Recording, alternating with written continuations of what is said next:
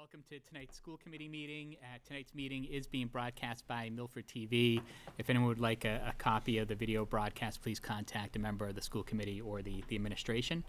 Our first order of business tonight is approval of minutes. Is there a motion to approve the minutes from the June 15th, 2017 meeting? Motion from Scott, seconded by Jim. All in favor?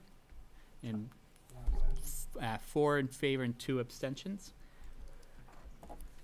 Next order of business is announcements, correspondence, and distributions. Do any members have any announcements or correspondence?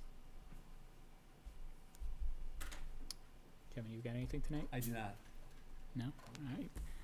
Flying tonight. No announcements or correspondence. Invitation to speak. Do we have anyone here who would like to address the board tonight?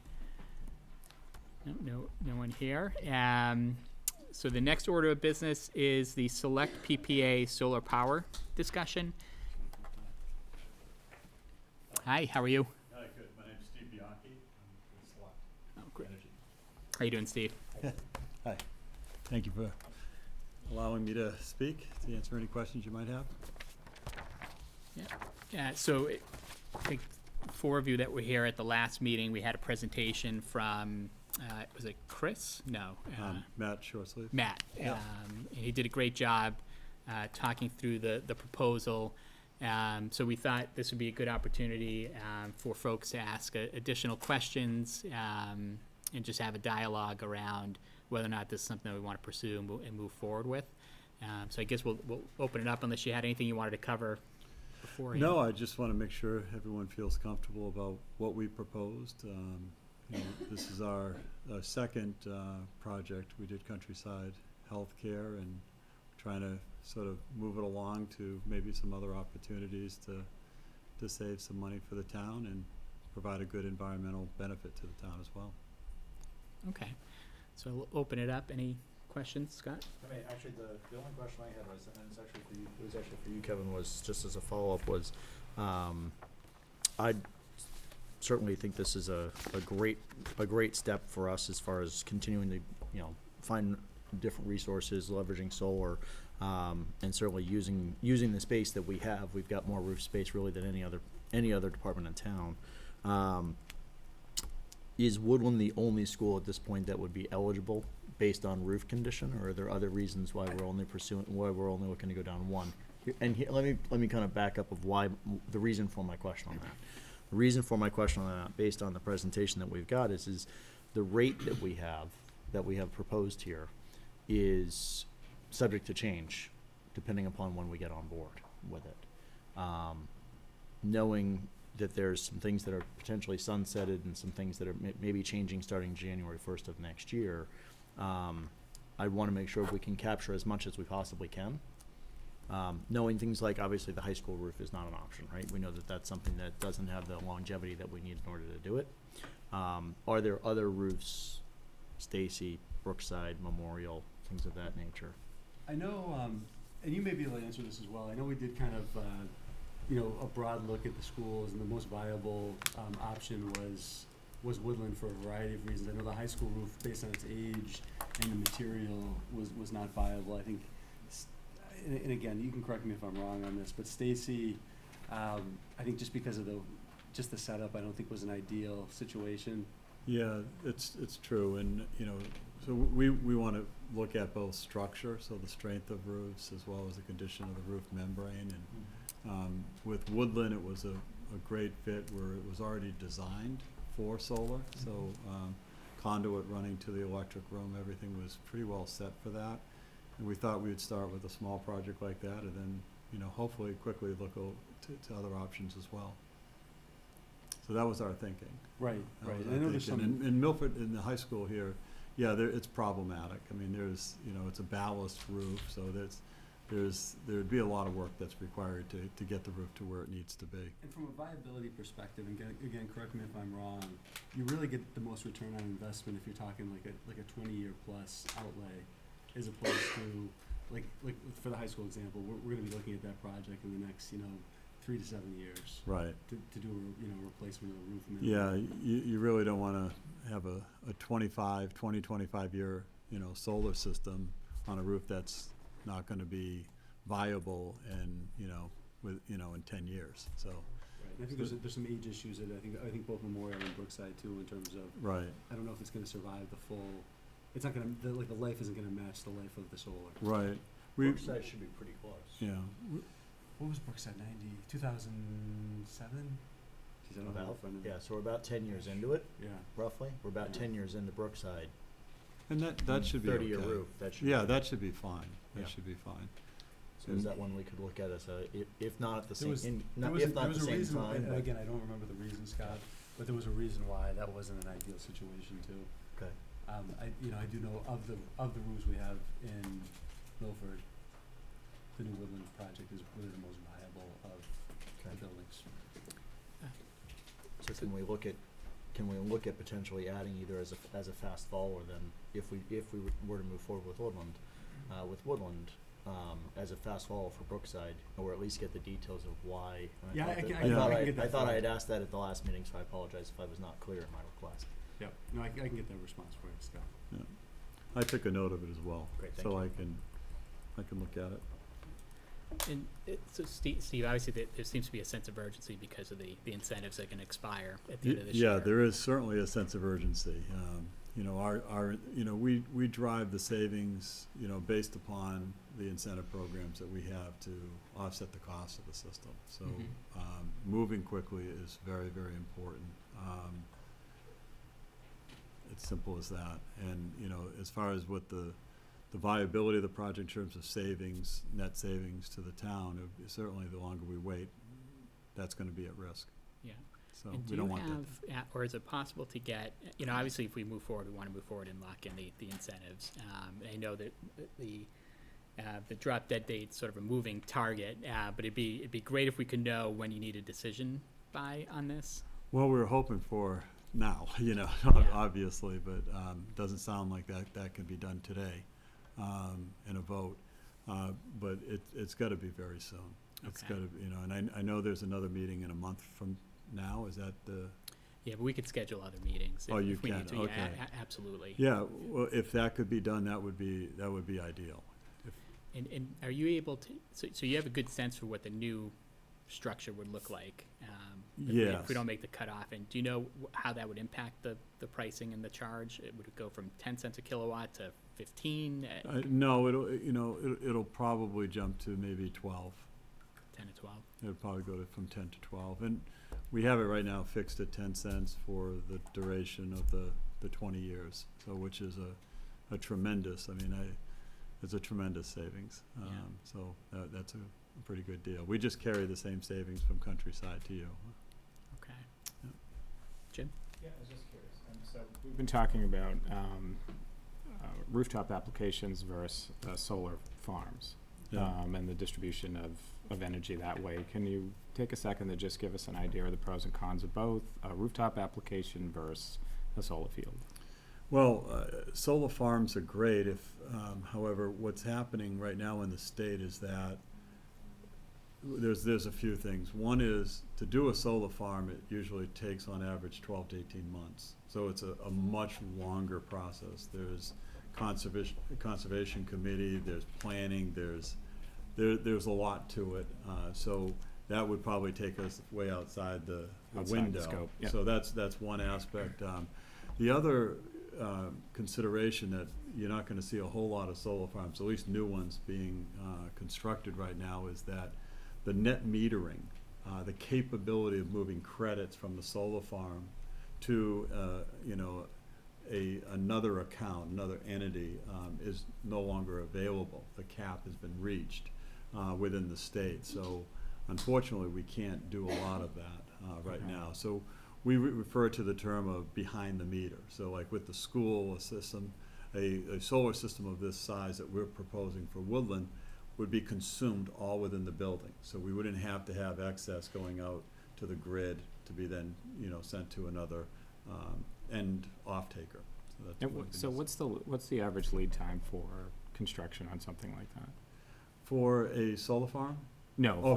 For this, the yeah. construction process would probably take, maybe, for this particular project, maybe 6 weeks.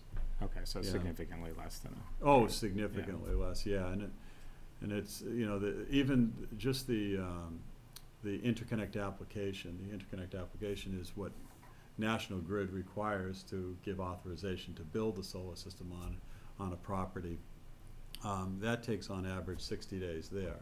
It takes longer to actually get the approval to construct than it does to install the system itself. And then we go back into the utility process to then have final inspections and authorization to turn it on. So Okay, that's sort of the lead times that we deal with in All right, our great. industry. Yeah. that's helpful, thank you. Jen? This is more a question for you, Kevin. In terms of Woodland, knowing that there's still an active building committee, and I don't remember if we specifically talked about the solar panels in any of our recent meetings, but have we vetted this through the building committee and made sure that there's no conflicts with anything that's still ongoing? We have not, just because of the fact that we haven't had, I think the next building committee, I wanna say, is coming up for July, and I'm not Yeah. sure the date. Yeah.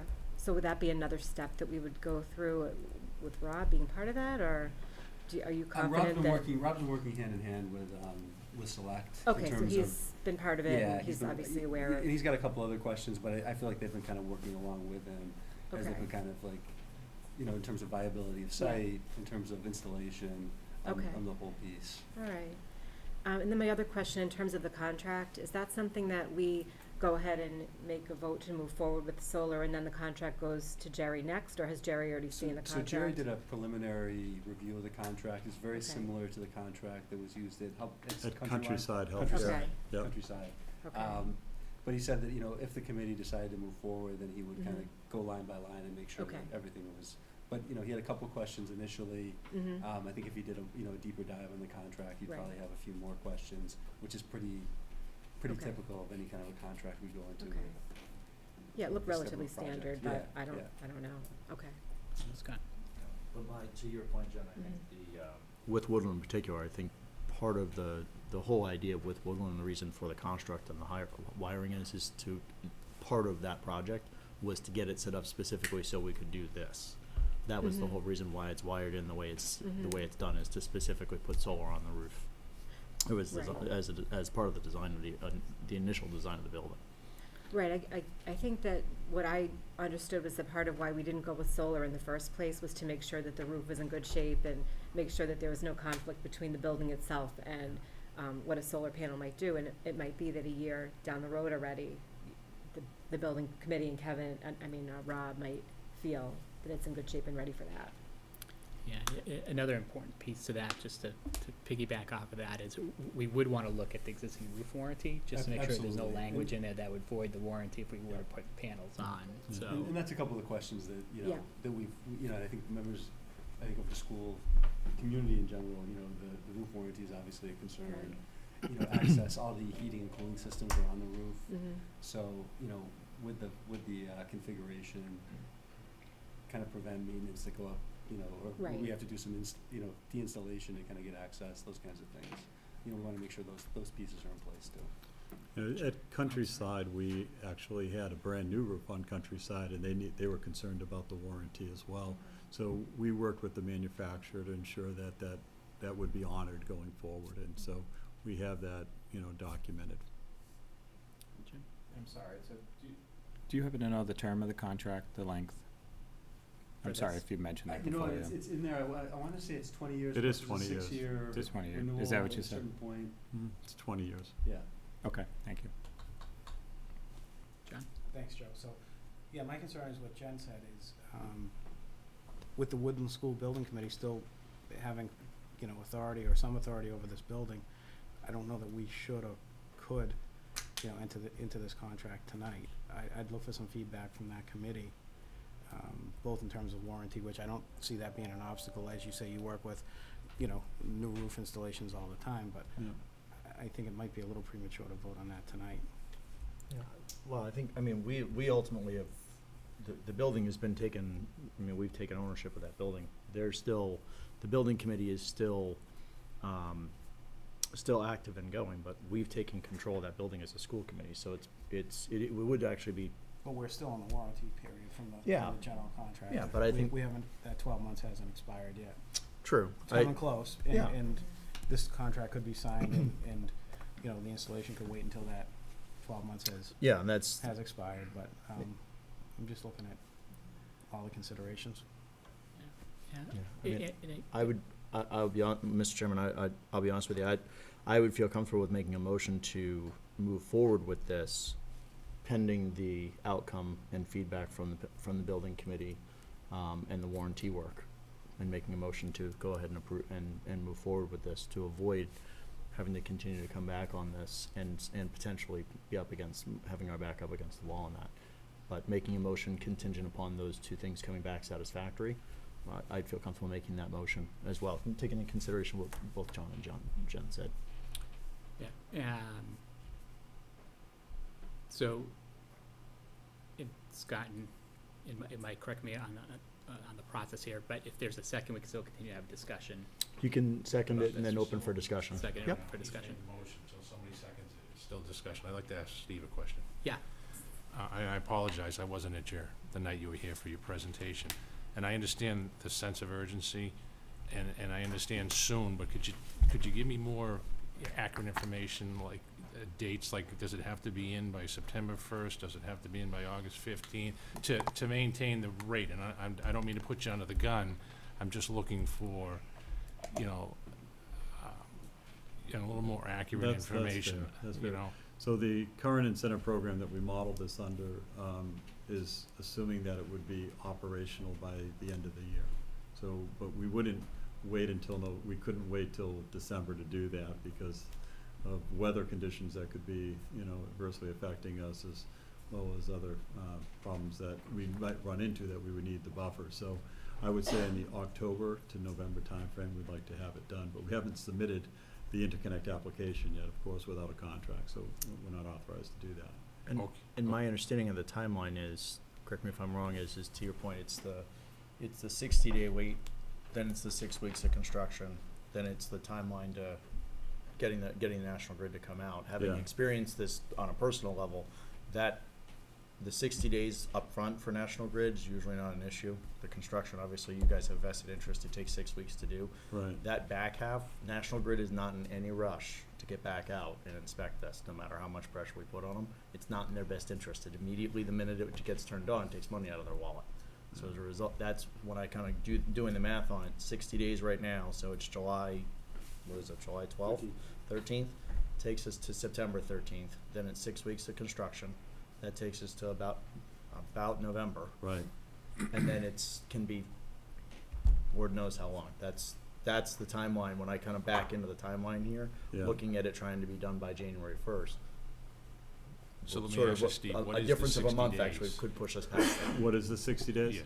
The 60 days is we submit all the engineering Okay. information to National Grid as well as the application, Yes. to accept the system. That gets submitted to National Grid, and then they process it through their engineering and application groups. It's called Distributed Generation Group. Okay. So they go through a lengthy process because there's, solar is so popular right now. They have a queue that they have to work through, and they do it at their, at their pace. And Yeah.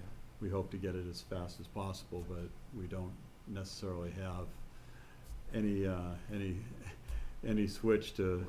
automatically I get understand, something I quickly. understand. So And it's, in that 60-day period, do you have to order the panels, or do you have to we wait until the? would, if after we go to contract, we will order all the equipment, have everything reserved and ready for So it's us. just a waiting game. Yeah, it's a waiting game. It is a waiting game. But most important is it has to be up and running by, The end of the year. okay.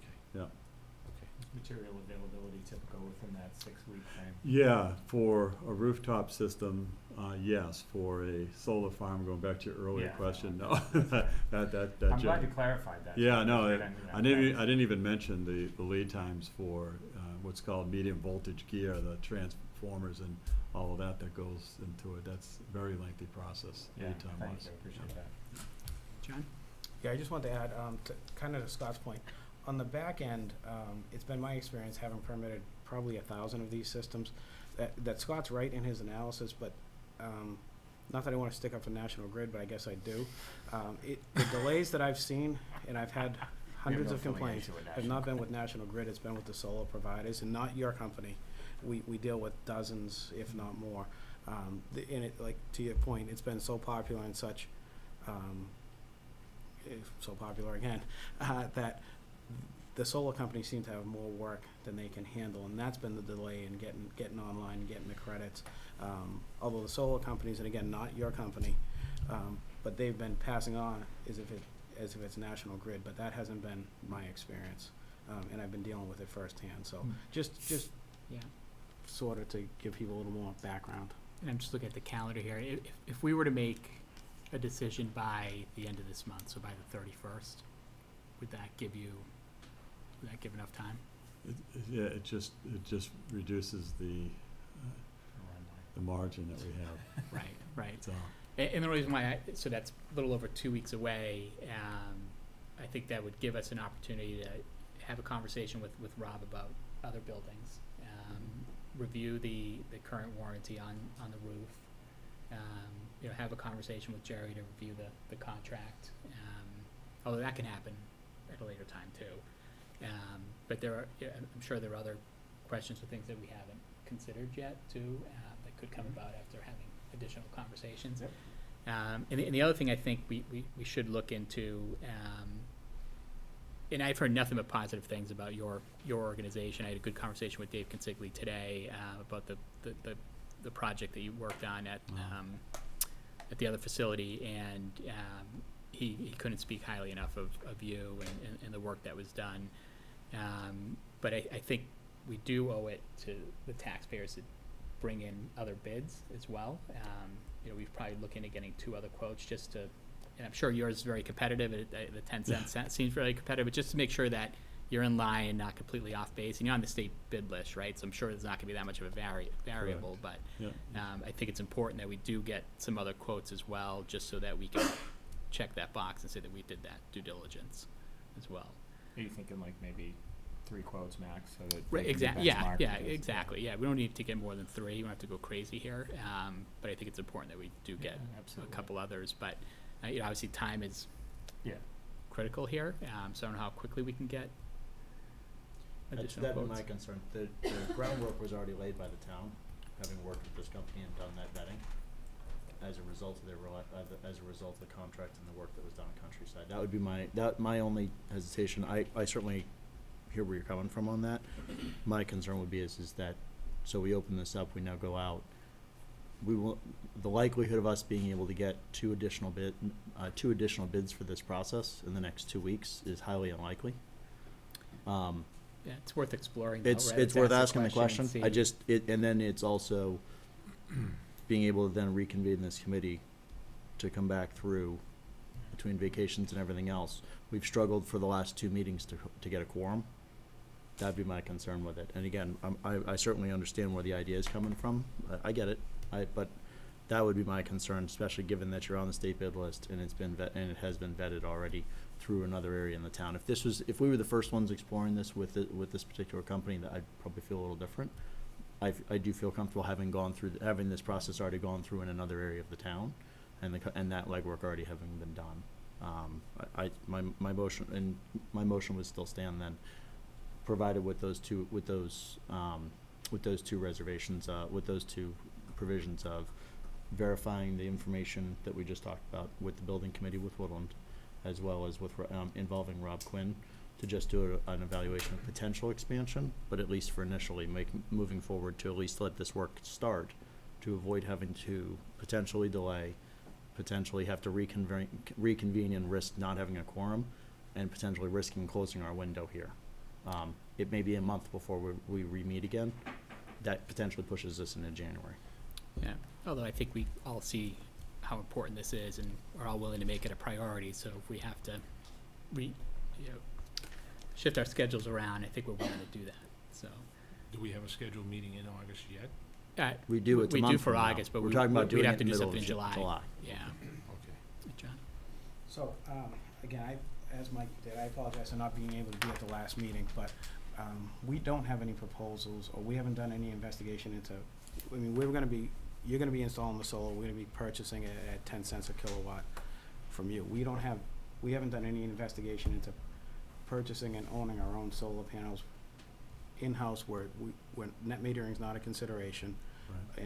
and just owning our own solar, which would obviously be an upfront expense, but in looking at that over the payback for 20 years, we don't have that on the table as a basis of comparison versus this proposal. Not that And I'm I've seen. asking, I haven't seen that. I don't know if I mean, I that's don't know part of the who- analysis. I don't know who put out the RFP, or it's probably not an RFP because it's state bid list, but I don't know who sought this proposal and why that, you know, the other option wasn't a consideration. I mean, it seems like there's another possibility here between not doing solar and going with this proposal versus owning our own solar panels. Kevin, do you know if that was ever I discussed? think, and again, I would have to get verification for this, but what's roughly the installation cost from your perspective? I know I asked, Matt this question, he gave me a figure, and it's just off the top of my head, but some of it's the initial upfront investment that a lot of organizations just don't wanna take on as well. Yeah, it's just People don't go down that road. it's the capital, you know, putting up the capital for it is really what it comes down to. Some towns have, Mhm. Medfield I know has, we support their systems, that's been constructed there, so there are towns that have decided to go in that direction that John brings up, but it depends on how you wanna use your money, you know, do you wanna put up the money up front and then have that? It's not a bad idea, to do that. It's what we've generally found with the schools that we work with, they prefer for investment companies, to purchase the system on their behalf and basically give a discounted rate on the electricity. So that's what I've seen more often than not. What's roughly the cost of installation for this system, do you know? Do you have that number? Uh, Even if it's just ballpark, we're not Yeah, gonna hold you to it. roughly 600,000. It's a big chunk of money. And I think what we're hearing around the table is that everyone's very supportive of solar. There's clearly a cost benefit to it. It's environmentally responsible. There's a learning opportunity for our students. So I think everyone is, at least the impression I get is everyone's supportive, but there's still some unanswered questions that, and it's a 20-year commitment. It's a big commitment, right? So it's important that we do all of our due diligence. And I know that there's a time constraint here, but did you have a question, Jen? No, I was just going to say, you know, I think it's reasonable to spend the next couple of weeks trying to investigate and make sure that all the i's are dotted or, you know, t's are crossed. I think that given some of the other things, I'm not sure how much support we would have in terms of, well, the purchase is a great idea. I don't know that we would get that support for that upfront But we don't funding. have anything to compare it to yet, right, to gauge that support? We don't have a proposal to say this or that, we just, Right, but if we're thinking about the ballpark of $600,000 and we're talking about a number of other things that the town is gonna be putting out money for, potentially water company and all that. And I guess just another thought that I had was it might not be a bad idea to start with a lease if this is the first school that we're going with and this is the way we're kind of entering, this is new uncharted territory for the town for the most part, at least in our public buildings. It might not be a bad way to start with the lease and let someone else take on the heavy lifting and all of those pieces that we may not want to manage, and see how that goes. And if we feel that we're successful with that, maybe a purchase might be something we would look at it for another school down the road if we decide that's an investment we want to make. But I would actually second Scott's motion if we're ready for that, in terms of what he proposed of getting more information and trying to reconvene. I don't know what our answer would be at that point, but at least come back and vet out all the things that we just talked about. Can I ask Scott just to clarify the motion? I was Because gonna- I was gonna ask the same thing. Sure. Okay. The motion is to move forward with the Select PPA solar power proposal, pending positive response from the Woodland Building Committee, as well as no potential risk to warranty work with regards to the roof of Woodland School. So no additional quotes. so for a point of clarification, if this motion passes, we're signing We would pending the feedback. Pending- from pending- that. Yeah, pending pending those, that yeah. feedback. Yep. okay. So would that still require a second vote, though? Nope. That's why you do it now. So if you, as long as it is, so I'd the wo- I'd so agree, this is Woodland. binding, it doesn't require any As long as future the votes. stipulations within the motion Sorry? are met. As long as those stipulations are met, we wouldn't, it would basically cause it so that we could get the feedback, work over the next week to get those two pieces, over the next week or two, to get those two pieces of feedback without having to reconvene, take another vote, do a special meeting, having to go back through and do all that. So just to clarify again, so Mhm. that doesn't include getting additional quotes, and it doesn't include Jerry's review of the contract language and That's potential part of, changes that's there. part of a contract negotiation anyways, that would be part of that, that's a normal part of that process, that's already in place. That wouldn't have to be part of a motion at any point. The question that I would have is that even though they're on the bid list, and I understand that, Mm-hmm. but it's my understanding that anything over $10,000 has to have at least 3 bids on it, even if you're on the state bid list. No? Okay. Kathy, can you clarify that? No, if they're on the state bid list, they've already went through a vetted process. They've already gone. Okay. We did that with Power Options, we went through that process with you. Have you found on the state bid list that there's a variance in pricing? Not just with solar, with anything else? There's a variance? Okay. I'm not familiar with so Kathleen, could you tell me a little bit more about the bid list that you're talking about? The state bid has approved vendors for each area that the municipalities might have a need to appropriate funding. And as I understand it, your company is on the approved state bid for solar installation. All right, so we have a motion from Scott to move forward with Select pending the outcome of a conversation with the Woodland School Building Committee and verification of the warranty on the roof. Yep. And that motion would also allow Jerry to review the Absolutely. contract and make some suggested changes there. Mm-hmm. But it does not involve getting additional quotes, and we have a second from Jen. Anyone in favor? Okay. So we have 4 in favor and 5 in favor. 5 in favor and 2 against, so we'll move motion.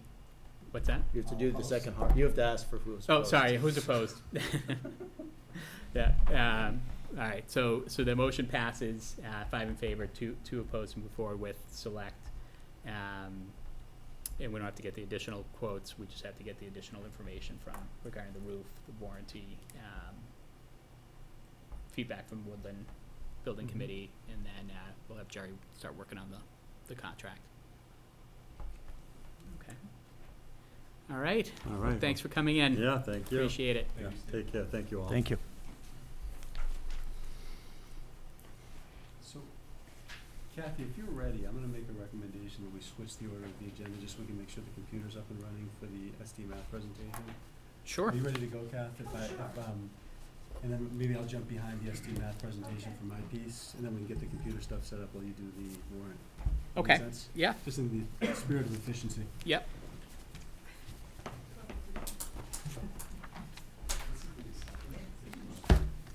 I have for the committee's approval this evening 8 warrants. The first warrant is in the amount of $462,544.71. We have a motion from Scott, seconded by John, all in favor? The second warrant is in the amount of $68,361.27. We have a motion from Joey, seconded by Jen, all in favor? Third warrant is in the amount of $77,641.34. Motion from Mike, seconded by Joe, all in favor? The next warrant is in the amount of $20,200. Kathy, I'm sorry, can I interrupt? We want to make sure everyone's voting, because the last vote, actually, we didn't have everyone voting. Oh, did It you vote on wasn't that all in last one? favor. I'm sorry. Were you in favor of that last motion? You gotta make sure, we get ourselves in trouble by not doing that, so we gotta make sure we're on track here. The next warrant is in the amount of $20,267.93. Do I have a motion? Motion from Jen, seconded by Jim, all in favor? The next warrant is in the amount of $6,650.57. I have a motion. Motion from John, seconded by Scott, all in favor? The next warrant is in the amount of $21,924.12. Motion from Jim, seconded by Mike, all in favor? The next warrant is in the amount of $451.95. Motion from Joe, seconded by Jen. All in favor? And the last warrant is in the amount of $8,987.53. Motion by Jen, seconded by Jim. All in favor? The committee also has a request this evening for course reimbursement in the amount of $19,282.75. Motion from Jim, seconded by Joe. All in favor? There is a list of the latest appointments from our previous meeting for your review, and there are a few gifts, Mr. Chair. All right, we've got quite a few gifts. Yeah. Should we vote on them individually? Yes, please. All right. So the first gift is from Jean and Frank Vaccaro, a total of $300 for girls softball. Do I have a motion? Motion from Joe, seconded by Mike. All in favor? The next gift is from the Linda Schulman Innovation Fund. It was awarded to Michelle Leduc. Total gift amount of $950 for technology to foster confidence in our English language learners. Do I have a motion? Motion from Scott, seconded by John. All in favor? The next gift we have is from Scott Harrison for the Global Citizen Trip, total of $100. Do I have a motion? Motion from Jim, seconded by Joe. All in favor? We've got 5 in favor, 1 abstention. All right, thank you. 6 in favor. 6 in favor. I gotta work on my math. You're in luck. Coming up, you're gonna do that. I'm gonna have to take this class. All right, now we've got quite a few for Jackie's Boutique. This is outstanding. So we have one gift from Michelle Kiesling, a gift of 3 formal gowns and 4 short formal dresses. Do I have a motion? Motion from Joe, seconded by Jen. All in favor? We also have another gift for Jackie's Boutique from Eileen Dixon. The gift is 3 prom dresses and a check for $50. Do I have a motion? A motion from Scott, seconded by Mike. All in favor? We have another gift for Jackie's Boutique from Teresa Roy. It was 2 prom gowns. Do I have a motion? A motion from Jim, seconded by Jen. All in favor? And then we have another gift for Jackie's Boutique from the Arnold family for $50. Do I have a motion? Motion from John, seconded by Scott. All in favor? And we have another gift from Shannon Roach for $25 to Jackie's Boutique. Do I have a motion? Motion from Joe, seconded by Mike. All in favor? All very generous gifts, and we thank everyone for their donations.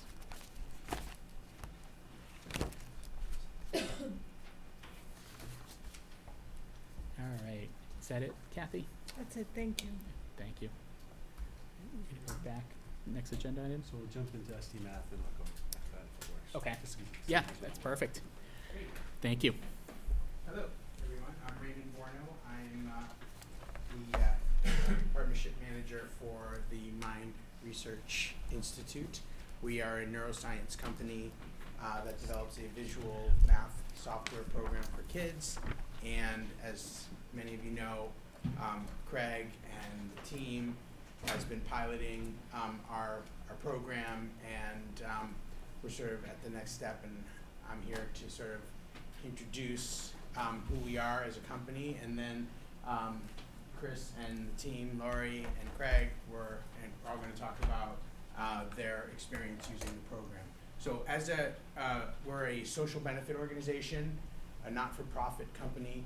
Our mission is to ensure that all kids are mathematically equipped to solve the world's most challenging problems. Just a small order.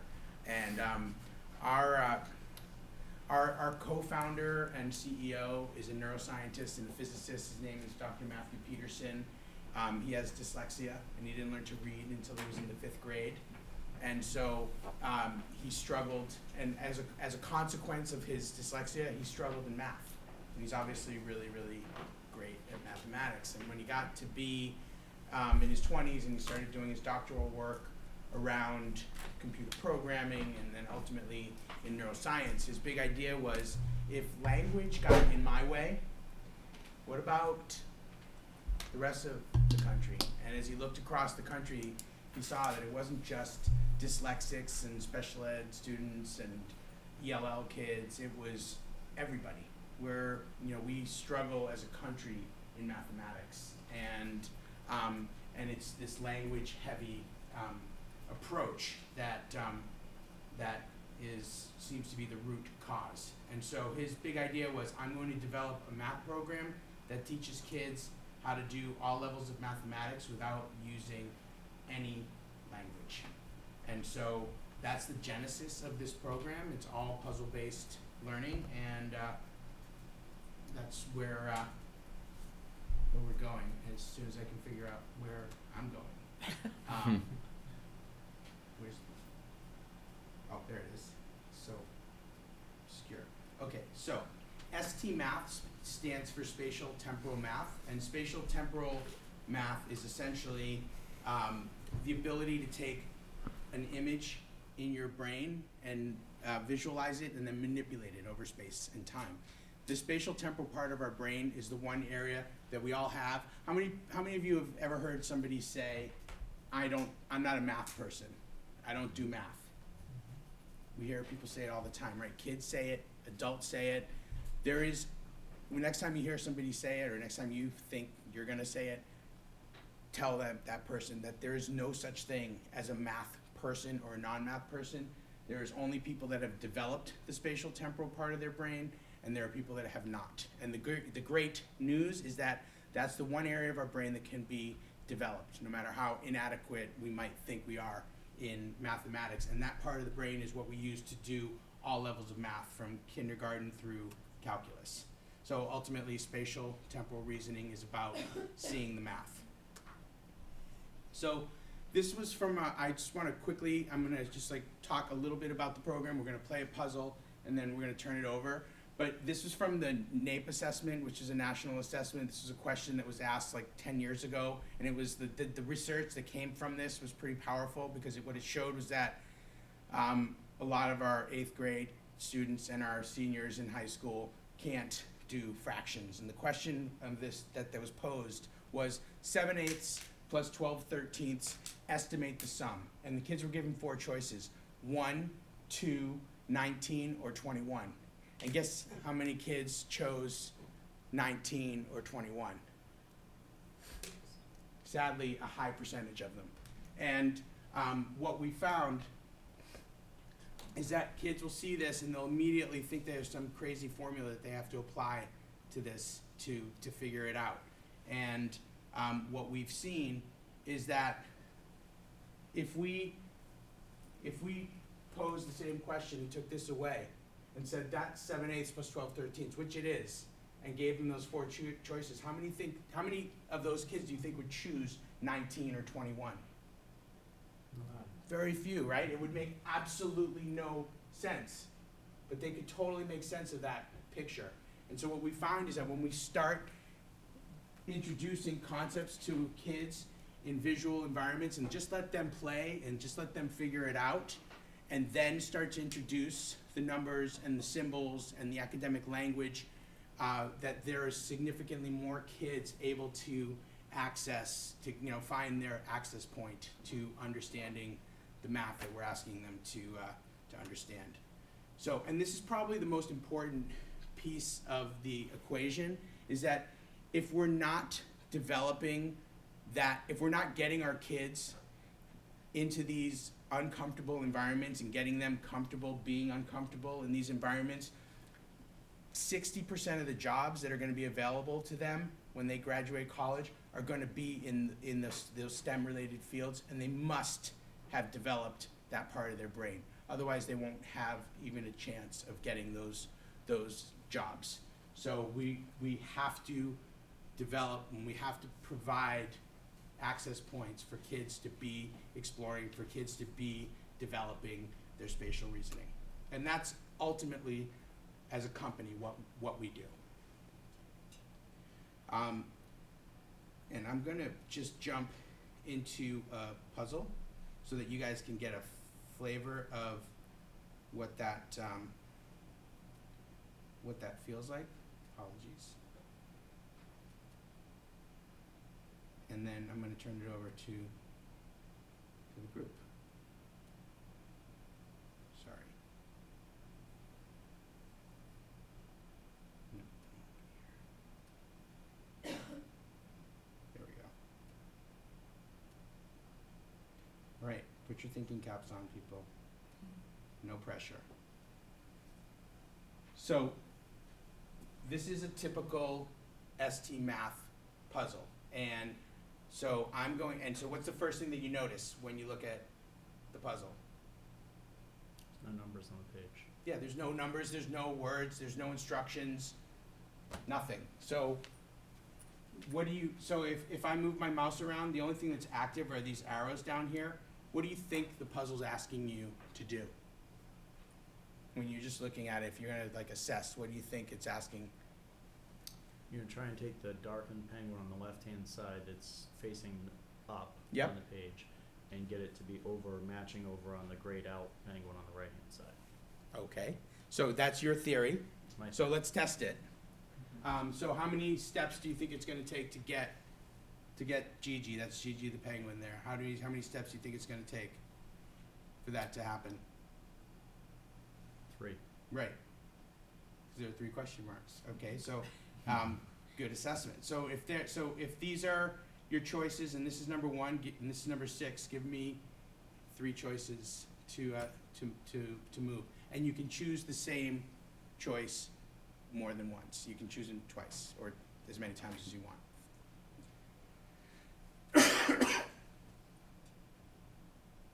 Don't be shy. It's okay to get it wrong.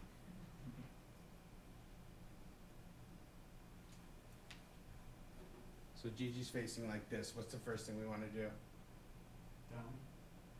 Can we go back to 7, 8 plus 12,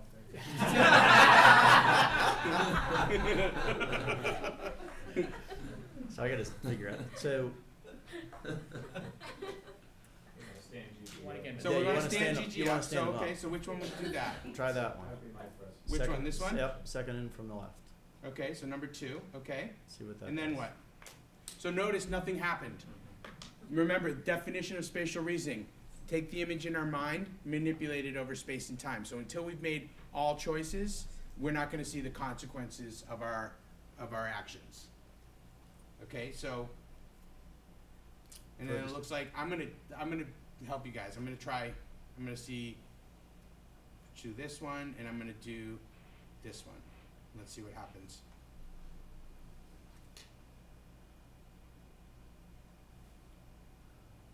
Did that work? Mm-mm. No.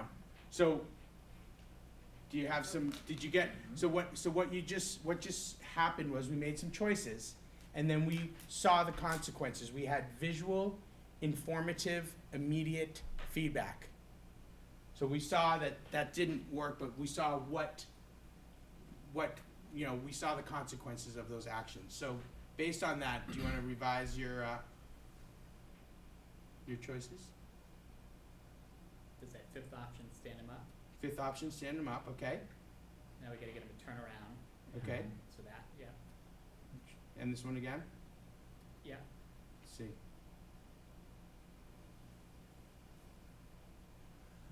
Nice.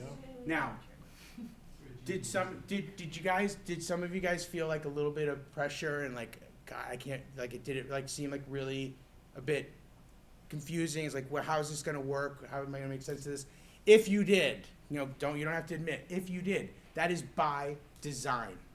We want kids to get into these environments where they don't know how to do it. They have to figure it out. We want them to make mistakes. It is very vitally important that they are failing, and I'm using that word very gently, but we want them to be developing that ability to make mistakes and to try, and to then, as a result, try to build their reasoning as they're getting that visual informative feedback to start to build understanding around that concept. So our co-founder has developed from kindergarten through 6th grade, directly aligned to all content that you're using you know, the teachers are using in the classroom. There are objectives that are teaching conceptually in this puzzle-based format, how to understand the math conceptually. So I'm going to show you one more thing in terms of the design structure, and then I'm going to turn it over to the group. Chris, do you want to, we did a 60-day or a 90-day pilot with It was closer to 90 days. 90 days, Mhm. okay.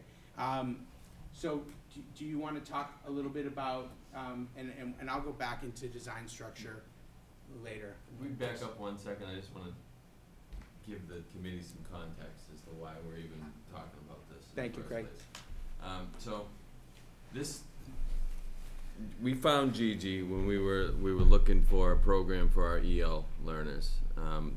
We have everyday math, as you all know, and everyday math is very language heavy. So we were finding that it was very hard for EL kids to access that because they had to get through the language first.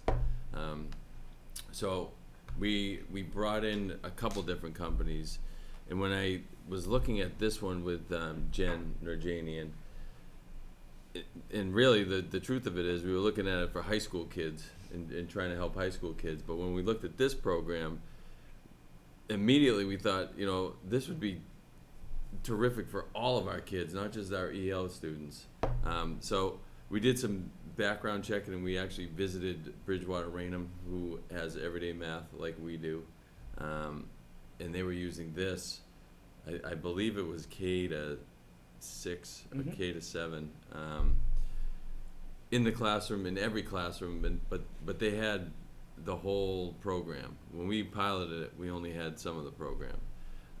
So we looked at how they structured everyday math and worked with ST math, and just by listening to the teachers and seeing the kids engage in the math, we found that the students were able to do the ST math and then go to the everyday math and already know what they had to do when the numbers came up, the same way he showed at the beginning. And we also piloted this, though, in some of the K2 schools. In that puzzle you saw with the spinning of the penguin, I saw that happening in a second grade classroom. And the conversations that the kids were having around just what we were doing, you know, well, you got to flip them up, then you got to turn them around. And then the teacher saying, well, this is just like when we did this in everyday math. It was outstanding. And the reason why I brought Chris and Shelley and Laurie here were just to talk about some of the anecdotal things that they have. I'm not sure that they have the data yet that goes with some of the gains that the kids may have made, but that comes when you purchase the program. So that's why they're here. Just a quick question on that. So, along those lines, is the intent of ST Math, is it designed, it sounds like it's designed to be a complement to everyday math? Mm-hmm. Okay. It's not a standalone program. It's not a standalone No. program. Okay. It blends with whatever core curriculum you're using. It will blend with that core curriculum. Okay. Yeah, because my challenge on that is, because I like so far I like the concept and the idea of it is I'm not a particularly big proponent of everyday math. It doesn't support mastery. It's spiraling, which I don't like. The kids don't actually ever learn anything. They just sort of grow in knowledge, but they don't actually master anything. There's an old, that old expression of, what is it? Master of, it's a jack of all trades, master of none. That's a problem with spiraling, and that's the issue I have with everyday math. I was hoping that's part of what I was hoping for is that this would complement something and either replace everyday math, which is my own little personal dream, or is this something that does this support some level of mastery? 100%. Yes. It's all about deeper learning. What we found is if you blend, it doesn't matter what core you're using. If you blend ST Math with everyday math or whatever else you're using, you should see 3 times higher proficiency rates on your whatever state assessment, MCAS 2.0, PARC, whatever it is that they're using at the end of the year. You should see 2 to 3 times higher proficiency rates against that state assessment. Because we do, I mean, there's students that are in the school system right now who, you know, we've had students go through that qualify for math enrichment while Yes. simultaneously reading intervention. I mean, that speaks directly to what this challenge is. So I love the concept of it. I think it's great. I wish we could replace everyday math with it, but There's a that's school in Bridgewater, Rainham, that the team visited, where the principal, when they started 4.5 years ago with the program, they were a level 2, but almost level 3 school. So he was in trouble with the superintendent, and this principal, and that school today is a level 1 school. They're one of the top performing schools in the district. And if you try to take ST Math away from the principal and or the teachers, it will be a problem. And so for me, that's transformational, because Right. software programs in general have about a 6 to 18 month shelf life in school districts, in classrooms with teachers. And so for them to have, you know, married with their curriculum and to have that value proposition sustain over, you know, this amount of time is, you know, that's, and I've been doing this 21 years, it's unheard of. It doesn't happen. So, And one of the difficult things that Bridgewater Rainham has is they have computer labs. So they have to schedule the computer labs for the kids to go in every half hour or whatever it is. I can't remember the time. It was like 90 minutes a week for second grade. and but I third. can't remember when they were scheduled. I think it was every half hour. They had just kids rotating through doing that. Where at Woodland, they all have a Chromebook in front of them, and they can just open the Chromebook. So they're having success with those limitations. Yep. That's great. So Chris. I want Chris to talk more about it, and Yeah. Shelley and Laurie. Good evening, Mr. Chairman, school committee. I first heard about ST Math when Assistant Superintendent Consigli invited me and other staff members to see ST Math in action through a site visit at the Bridgewater Rainham Public Schools. During my site visit, we saw students working on the program, and as I talked to a few students, what stood out to me was one student who said she had struggled with math the year before. But after working with on ST Math, something had clicked for her. And now she liked math and credited the program for her improved affect and confidence in math. The visit propelled me to work with Lori Delaney and Tara Davarin, who was on the site visit, to find a way to roll out a pilot program at Woodland. We decided that we would try to find a few teachers at each grade level who would be open to trying it with their students. We had a total of 13 teachers try the program out with their students. And here's one testimony from Mrs. Eileen Krikorian, who teaches 5th grade math. She said, "Hi, Mr. Sang. I am so glad the students came to you to report their great educational experiences at ST Math. In fact, I asked them to do so since I saw such wonderful interactions among my students working and competing in a positive, cooperative, and healthy way. Not only did all my students, about 103, receive an account and work on it in math class, students worked on it during intervention, frequently walking around to other groups of students and discussing how to solve problems and then trying to do the problem in other ways in order to meet success. The content was excellent. Common Core and EDM skills focusing on basic skills. Order of operations, measurement focused on area and volume, just to name a few. I would highly recommend this program as I've worked with other programs for many years, and ST Math is the program where I have observed the students to be most motivated and engaged and having fun while learning with their peers. This echoes the experience I have heard from another teacher, Mr. Shane Jackson, our 4th grade math teacher, one of our 4th grade math teachers, who stated that his students would often work collaboratively in groups in an organic way to try to solve problems. This type of collaboration is exactly the type of collaboration we want to encourage with our students in terms of preparing them for college and their careers. It's teaching them how to problem solve and work with others. Mr. Jackson also mentioned in his testimony that this was the one moment for his students who are ELs where they had a chance to shine. He said, "This was one program where they felt mostly independent and were proud to show other students in classroom how to answer questions they've already seen and excelled at.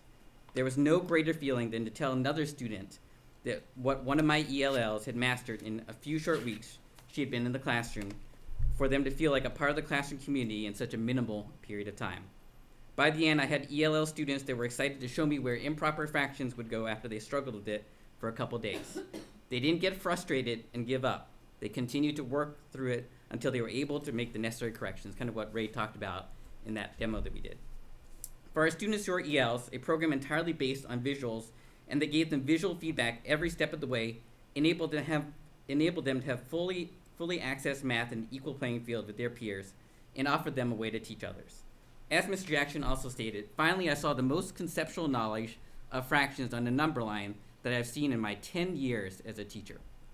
As educators, most of all, we want students to understand what it means to multiply and divide fractions and how to use them in real life, for example. And this program does just that. It gives them conceptual knowledge that will be critical with the new Common Core math that students are being asked to do. Finally, I'll leave you with an anecdote from a 5th grade boy who came up to me unsolicited and told me that he had gotten past all the levels of ST math except for the very last one. He told me it was hard because he only had one chance to succeed, but he told me he wasn't giving up. It's this type of perseverance and resilience that we want to teach our students. Therefore, I highly recommend ST Math for Woodland. Now I'll turn it over to Lori and Joe.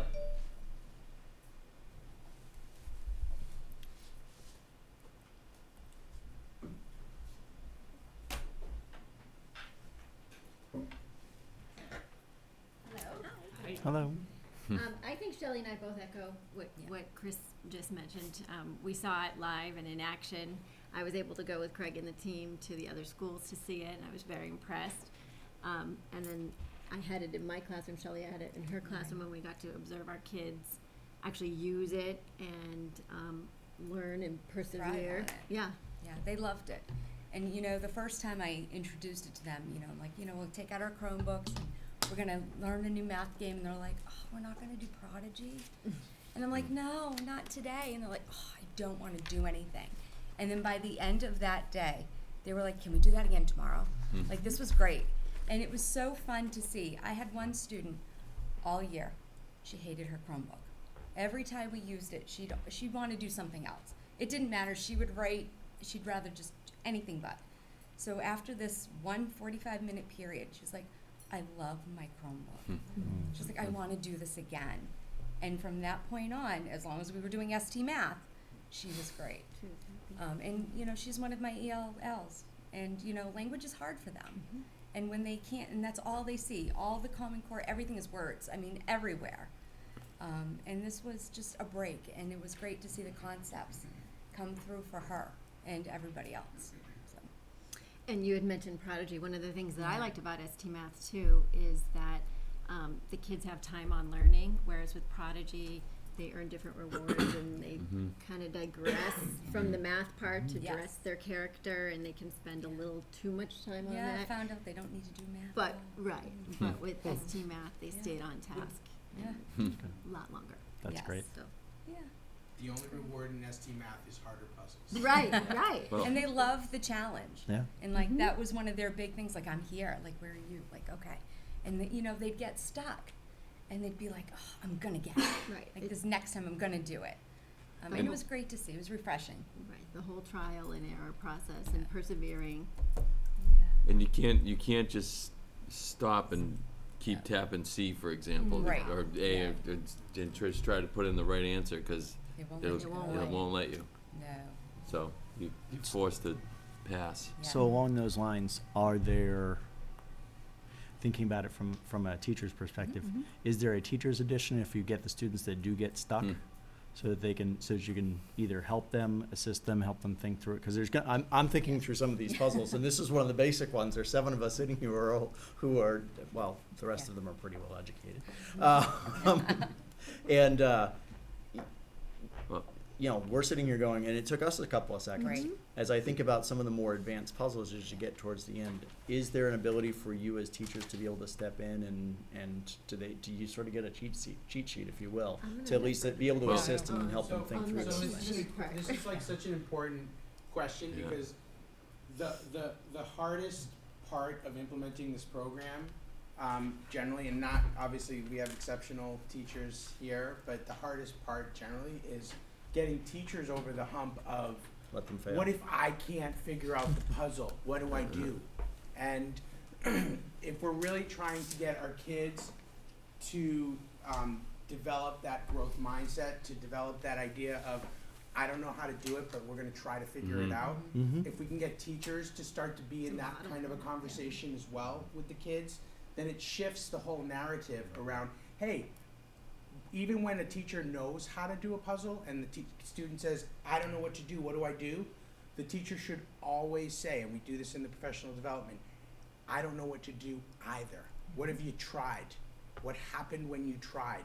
What do you think this puzzle's asking you to do? So getting kids to talk about their thinking and think about their thinking and start to develop their reasoning around how to understand the puzzle. And obviously there's layers of facilitation that get built into that process, but we're also working around developing teachers in that conversation as much as it is about getting kids into that behavior, into developing that behavior.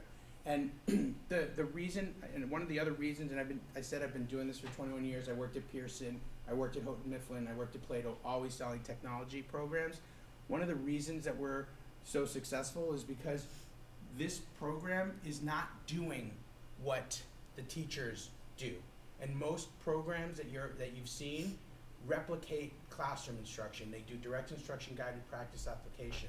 What this program does is the variable that we believe is missing from the school day, which is the experiential, the touching, feeling, seeing the math. And so when we blend this fourth quadrant, this fourth variable into everything else that's happening is where we're seeing those, the kids start to make connections faster. And the best analogy for that is learning how to drive. And when you took those classes on Thursday nights, when I did anyway, and learned absolutely nothing, because it just it was boring. It was not, it didn't make sense. But when did it make sense? When you get When you got behind the wheel and all and when you snuck your parents' car out before you were supposed to, and it all just made sense. All the frameworks that you needed to understanding just came to life. And so if we're working throughout the course of the year, blending between that experiential and the academic language, what happens is we're building out all the proper internal frameworks of understanding so that even the kids that have this struggle with the language piece, once they come into the classroom, the language no longer becomes the barrier to them understanding the math. It's just a label. So once they connect those pictures with those words, they're literally just taking that word and connecting it to that internal architecture that they already deeply understand. So we're literally accelerating language acquisition by not using language to teach the concept. And so it's like I have a lot of goosebump moments in my job because the conversation I used to be in with you all when I was selling other programs was, oh, well, our 5th grade kids are on we have these kids that are on a 2nd grade level, and so we can start in there, right? And it's like when they do ST Math, everybody starts on grade level. K6, they're all starting on grade level, and every single student, 96, 97% of them can do on grade level work when we take out the language variable from the equation. So it's pretty exciting. But even to, Go ahead. even to think, piggyback on that with your question, there were times, where they were stuck and I'd go over and I'd be like, well, let's talk about this, let's think about it. And I'd be, at the beginning of the year, we're all about explaining your thinking because they have to write down, how did you get from point A to point B? And I can't tell you how many times, I'll be like, well, what is 2 times, how did you get 2 times 3 equals 6? I just know it. Well, how did you know it? But even like doing this, talking, well, explain your thinking. How did you get to here? Well, I did this, and then I went to there. And I'd be like, look at that. You just explained it. So even though the language isn't there, they're using it. Yeah. They're talking, they're using it. It's great. To me, it's a real example of it. It's an old saying, is we're teaching children to think outside the box. Yes. That's what we're doing. And it's almost like to me, watching it, and it's a mind exercise. It's making their mind, stronger. Yes. Because it makes them think.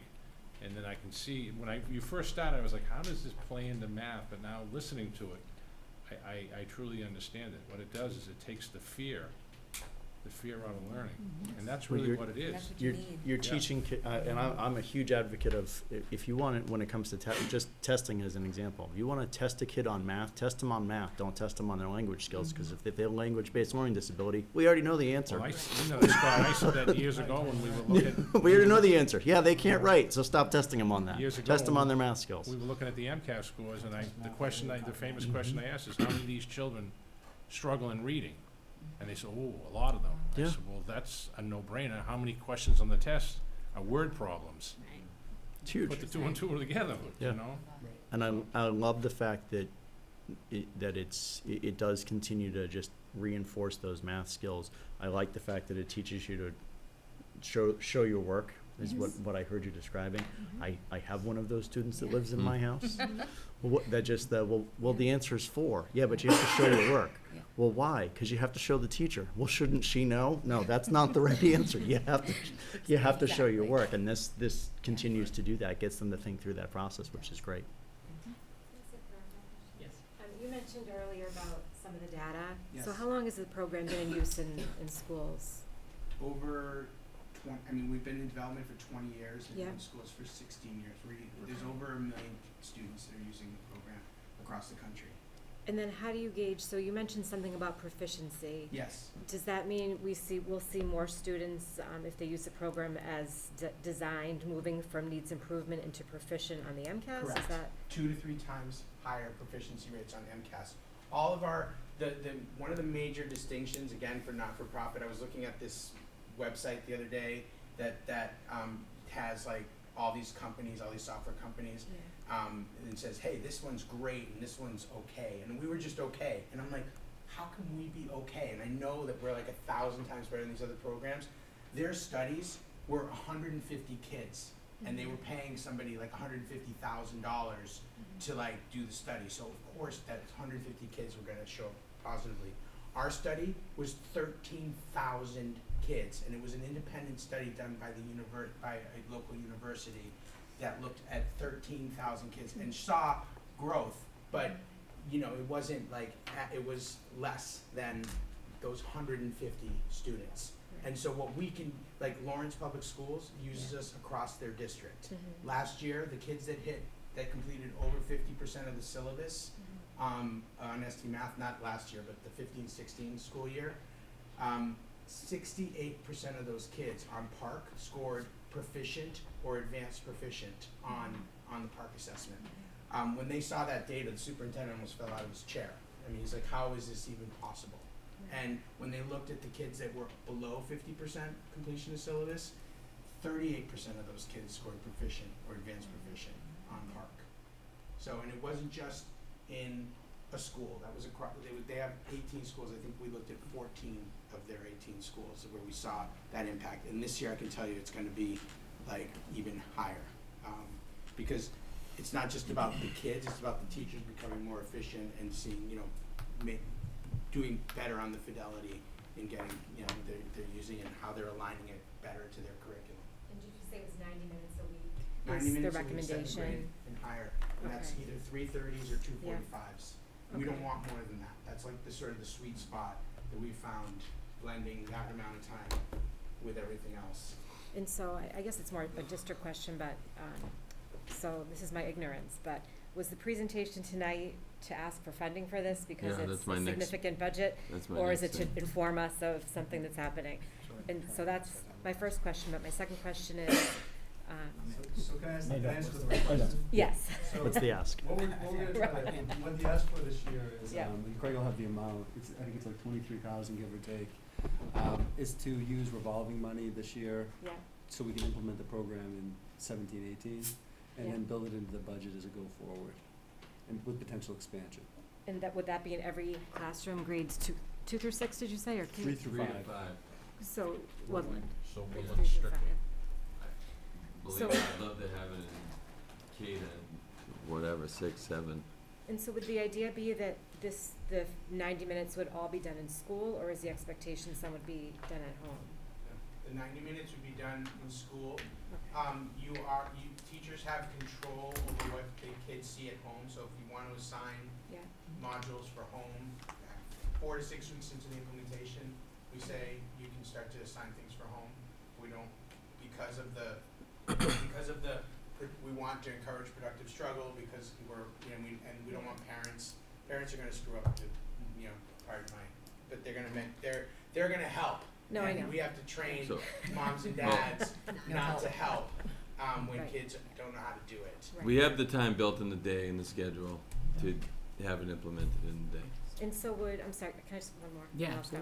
absolutely. So would the expectation be that grades 3 through 5, the only supplemental math work would be this? So is SumDog going away, IXLs, are all of those other online math? That would be my Thanks. intention, yes, to just use the one program.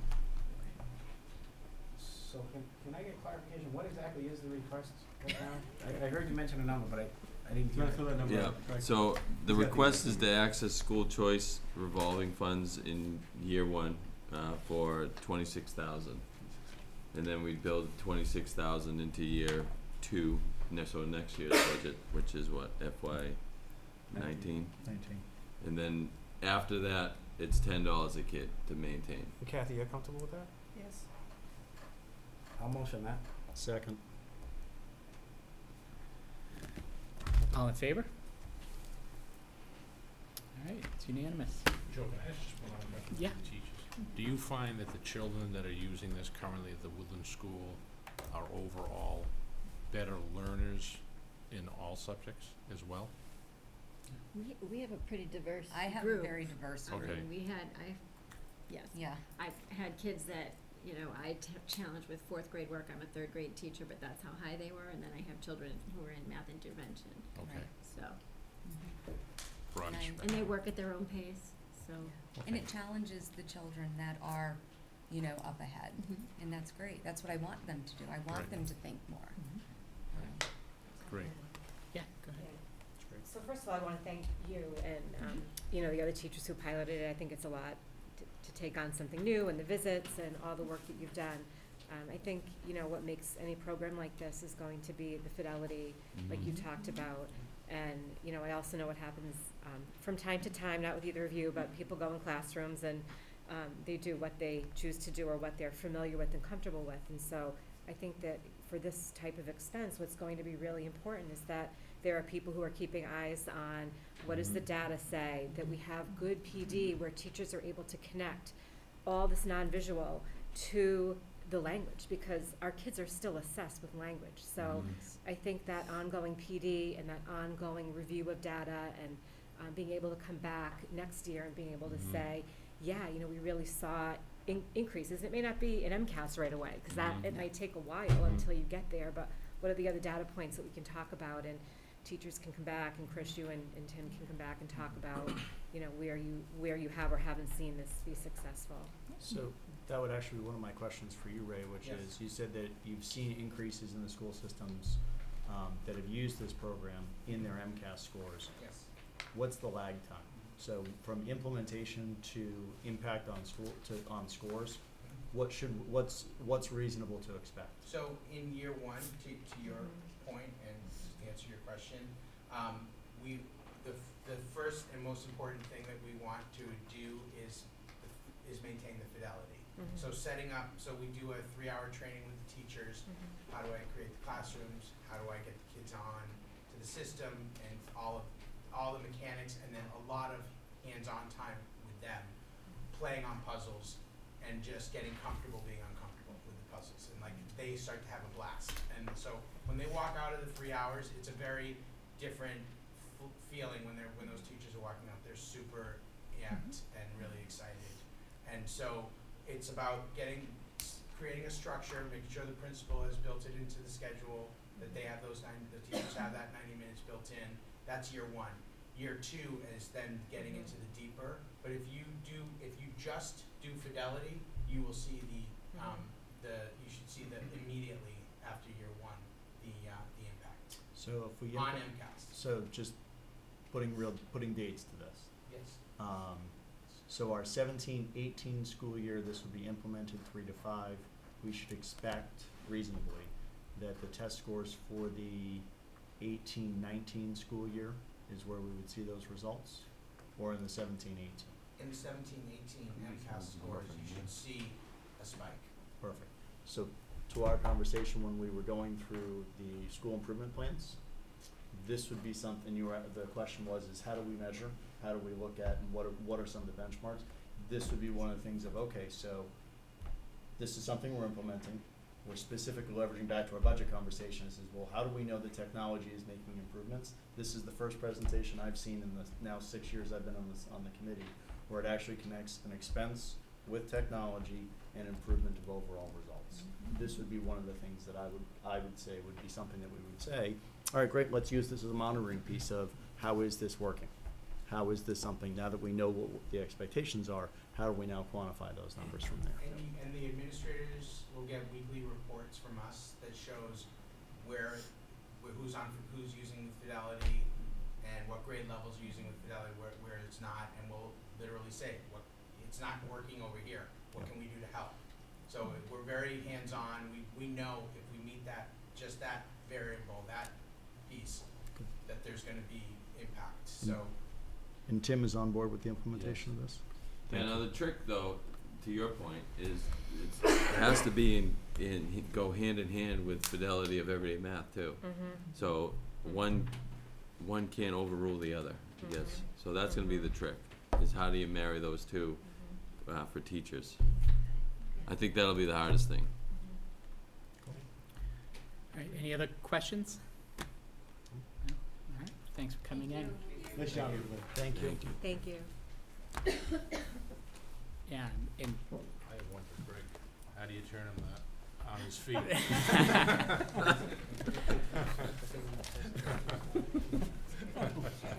Give him a martini.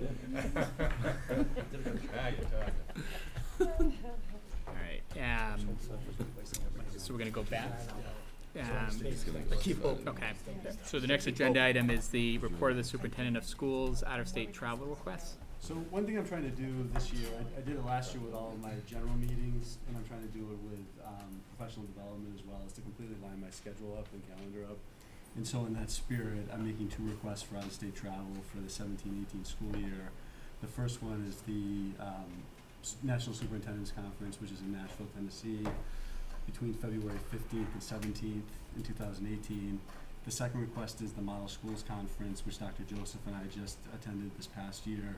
We found it incredibly valuable. We're implementing a lot of the ideas that we picked up from that conference, and that one is in Orlando from June 24th to June 28th in 2018. So I'm making those 2 requests. All right, and these are, you attended the one in Nashville this year too, right? The Model Schools, correct. Okay, Yep. Just this past June. okay. Oh, so the model schools is in Nashville? This past year, yeah. Oh, all right, Yeah. and next year it's in Orlando? Yep. All right, is there a motion? Motion from Scott, seconded by John, all in favor? Thank you.